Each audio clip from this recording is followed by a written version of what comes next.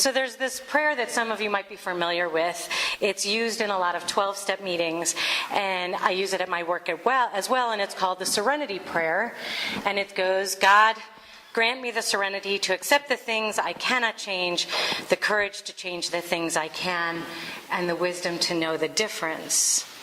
I was recently introduced to another version of this that I actually like a little more. But it says, God, grant me the serenity to accept the people I cannot change, the courage to accept those I can, and the wisdom to know that they're both me. So how does this relate to I Can Fix It? How does any of this relate to Father's Day? Stay with me. I promise I'll get you there. So it relates to I Can Fix It by making a slight adjustment to the prayer. If we make the adjustment, it becomes, God, grant me the serenity to accept the things I cannot fix, the courage to fix the things I can, and the wisdom to know when something, plain and simple, doesn't need fixing. There are things that we can't fix. Death, change, other people. There are things we can fix. Our perspective, asking for and granting forgiveness, becoming more grateful. And there are things that do not need fixing, and that is our true nature. What's real and true about us, and also, we don't need to fix the universe. So that part, we'll get back to. How does this relate to Father's Day? Okay, so when my dad graduated Earth School, I was 12 years on the planet. And I had no tools of any kind in my life, spiritually or physically. I wasn't the kind of kid who was out like helping my dad fix the car or build things, because my dad wasn't out working on the car or building things. He just wasn't that kind of dad. And we had this tool drawer in our kitchen. This kind of encompassed our family's thoughts about tools. We had this drawer in the kitchen, and it had a big giant hammer and a gigantic pair of tailoring shears that my mom used to trim my bangs with. They were like that. There was a bunch of random batteries, some miscellaneous screwdrivers of different sizes, some lint. You get the idea. This was our idea of tools. So I really had no knowledge of tools, actual tools, and their uses. And so I also, at the same time, had no spiritual tools. I thought I did, because I had this relationship with God.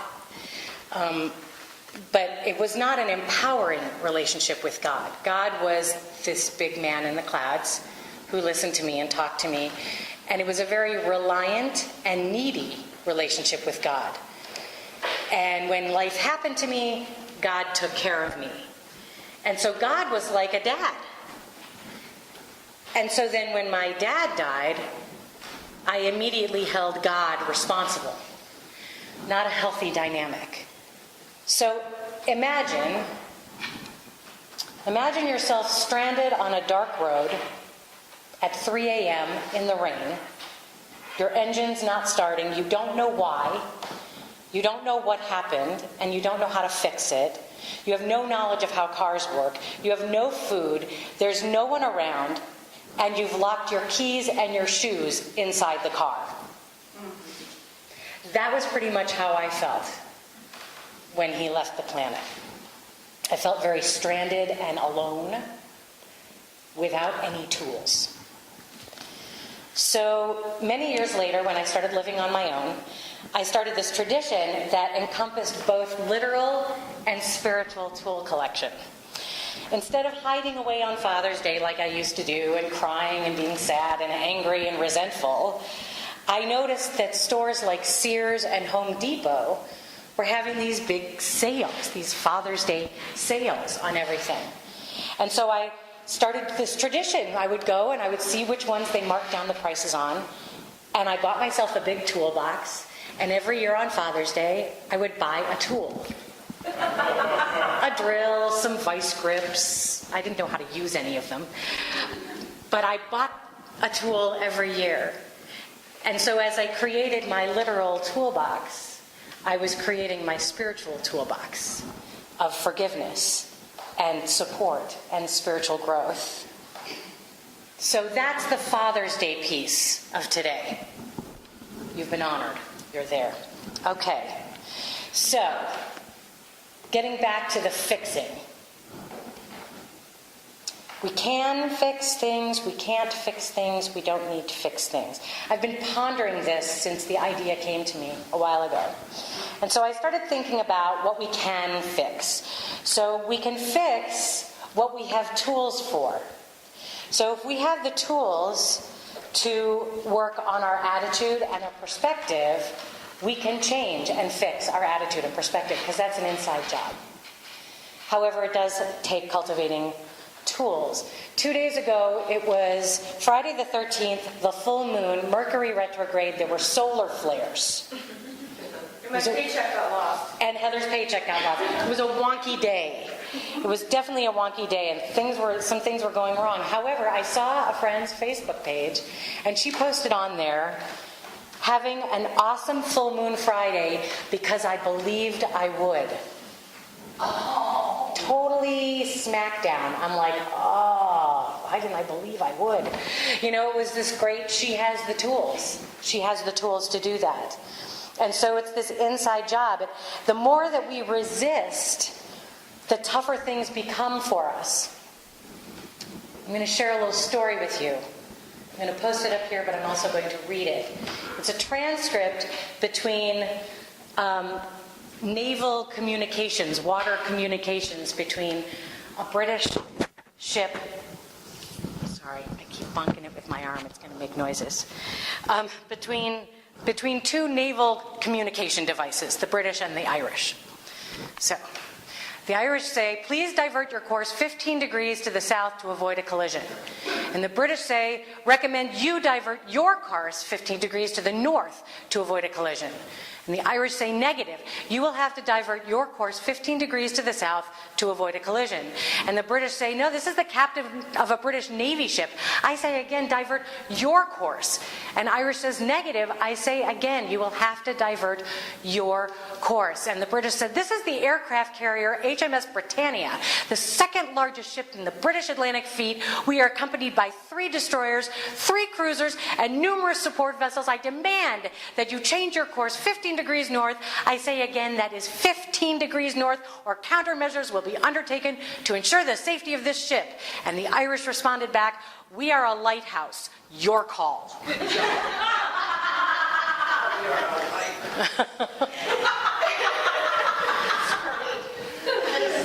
It's the same as the sacred reading, the engineer. Oh, look, I see the problem. Don't fix things if they don't need fixing. Like, just simply divert your course. So, yeah, I like that. So, sometimes it's a check on the ego when we need to accept what we can fix and what we may need to fix. Sometimes it's just a little check. And here's the key part. Even when everything is falling apart, it is still our inner attitude and our perspective that shapes that experience. It enhances it or it shrinks it. So if something can be fixed or improved, do it. Be willing to step in or be willing to yield or whatever is necessary. Because if it's worth it to you to be repaired, then why not fix it? I'm very aware that some moments are harder than others. And thinking on that, there are, in fact, things that we can't fix. And trying to fix what we can't fix can end up being very painful. So, what we can't fix. First, a clarification. As I said earlier, with most useful tools, there are things that you can fix. And we need to cultivate those tools to fix the things that we can. However, no matter how many nifty tools we have, sometimes there are things we can't.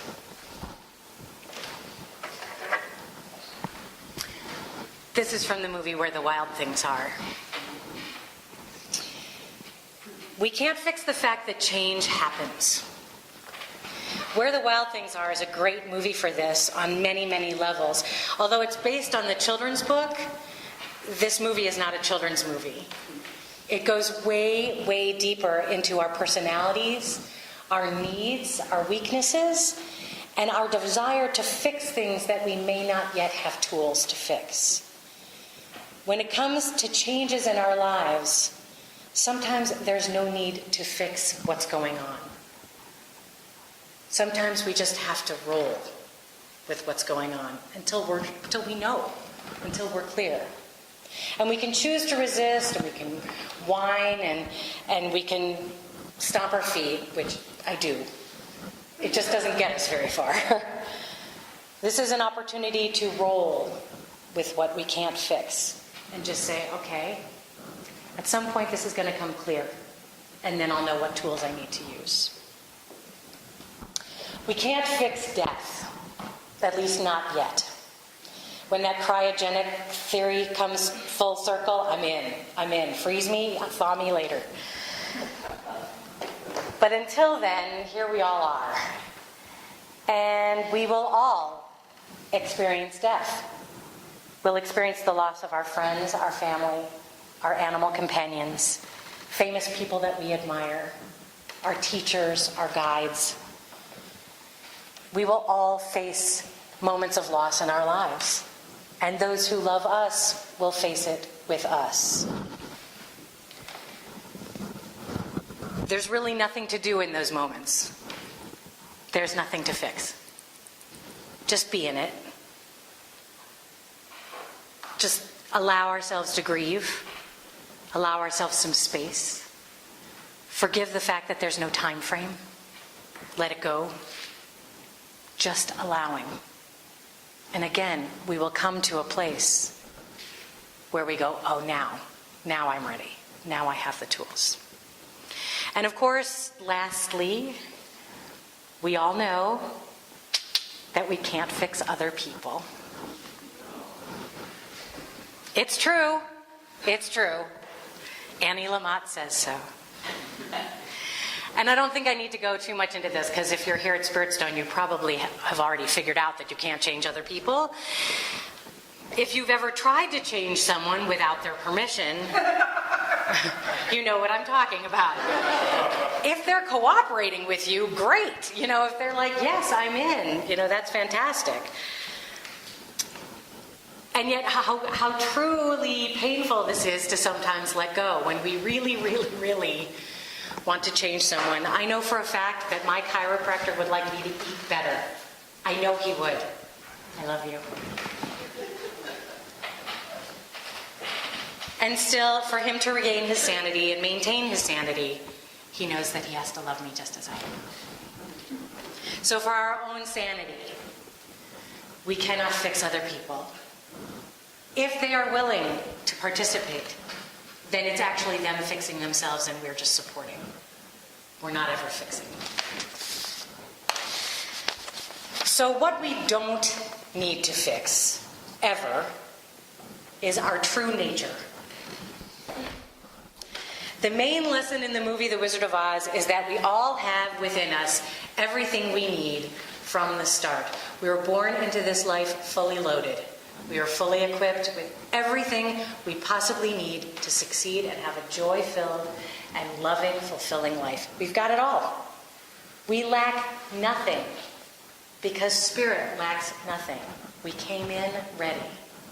So the Scarecrow, if you watch the movie, which I'm sure many of you have, he's figuring stuff out the whole movie. He's problem solving constantly.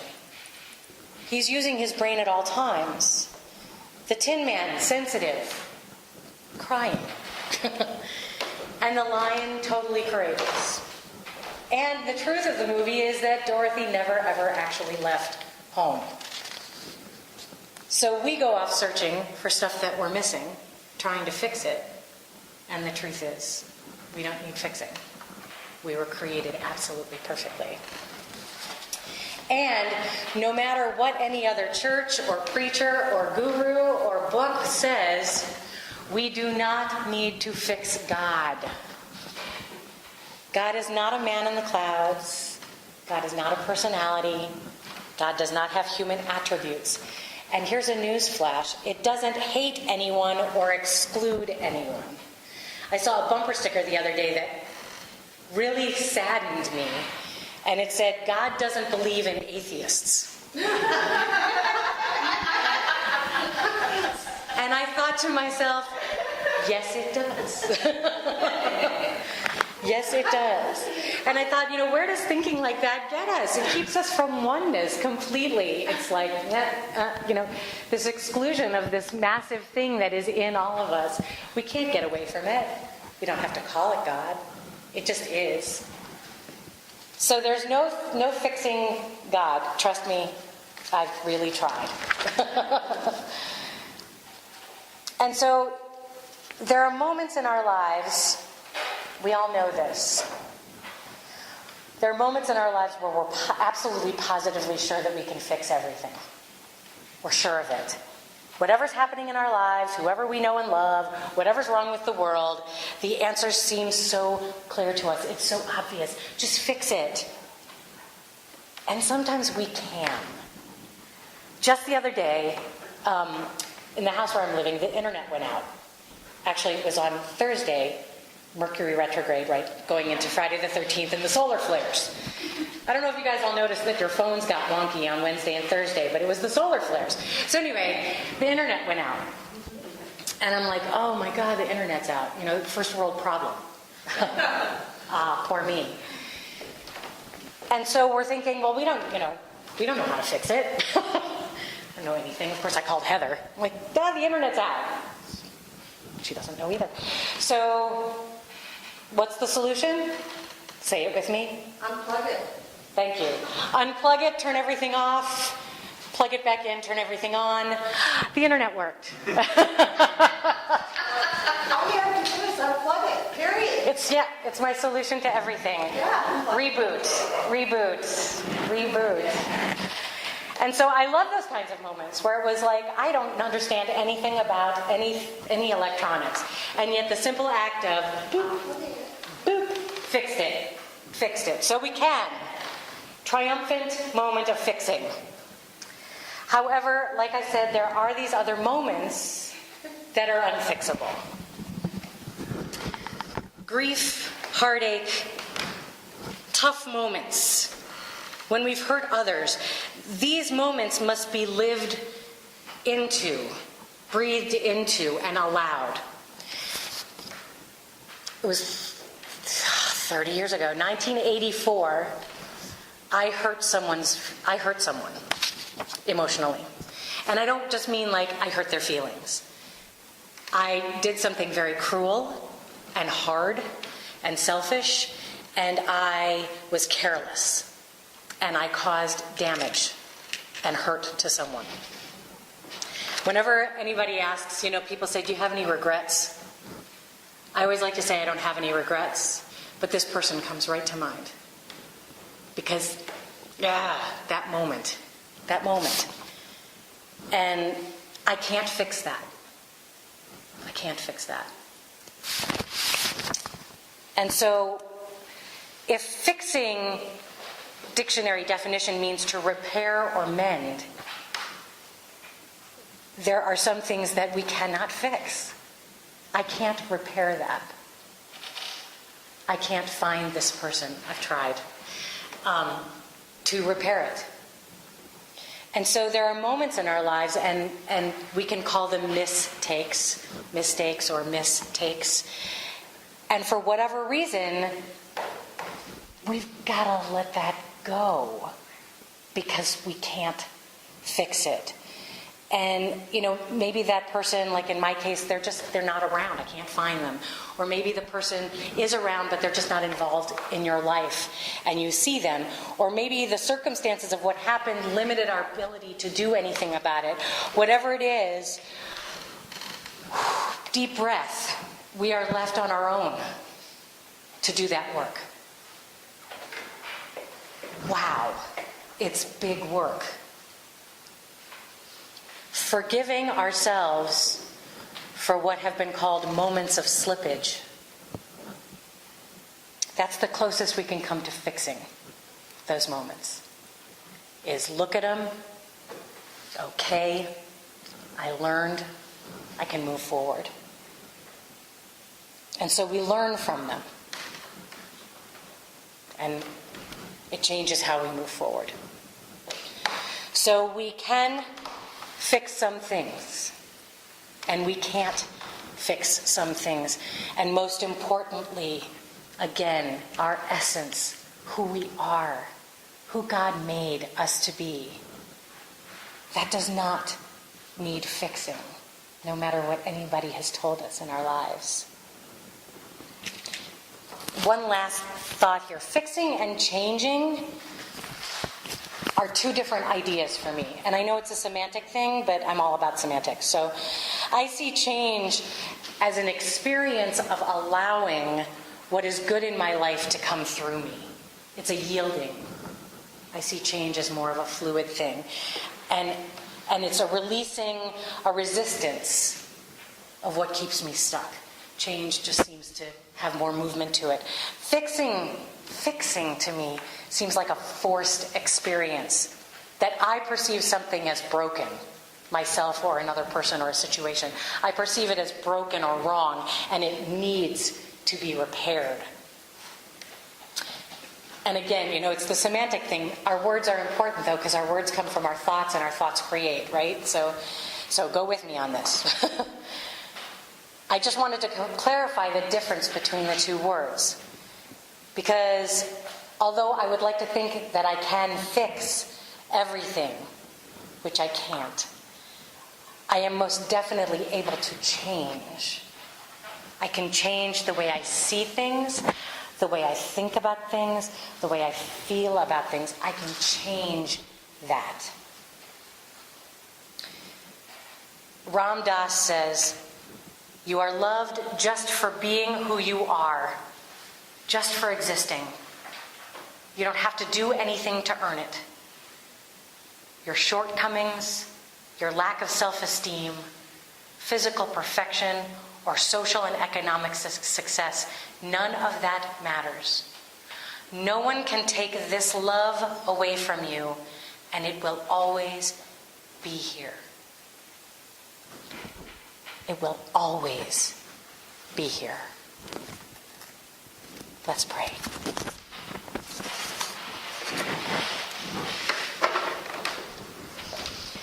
Taking a breath.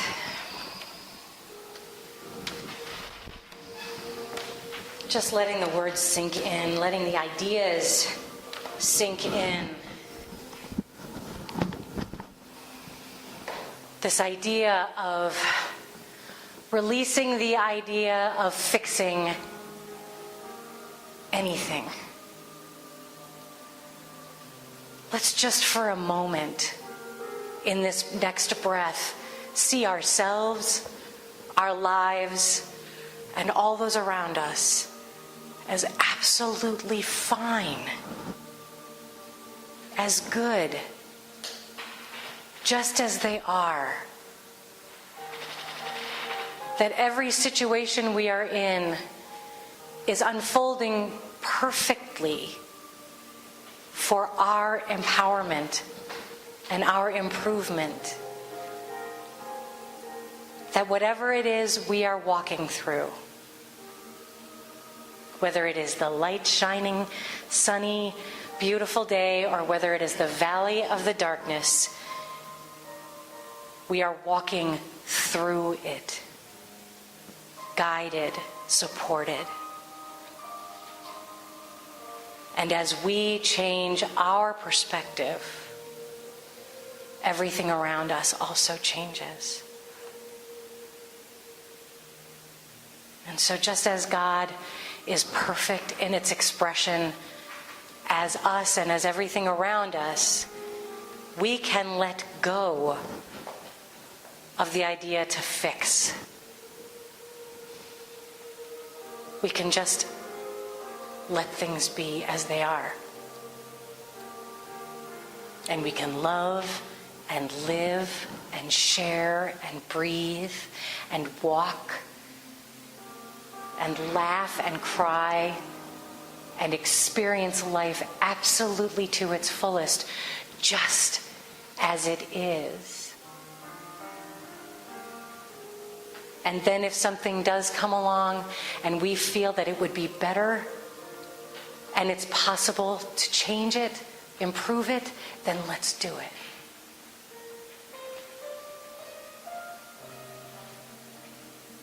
That's why we're here.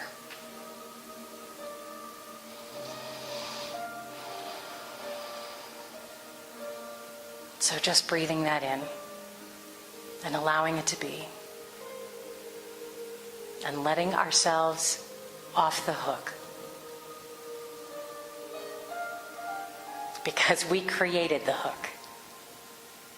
So we can let ourselves off of it. With deep gratitude, deep, deep gratitude. I know that today things are shifting. Grateful. Amen. Ashe.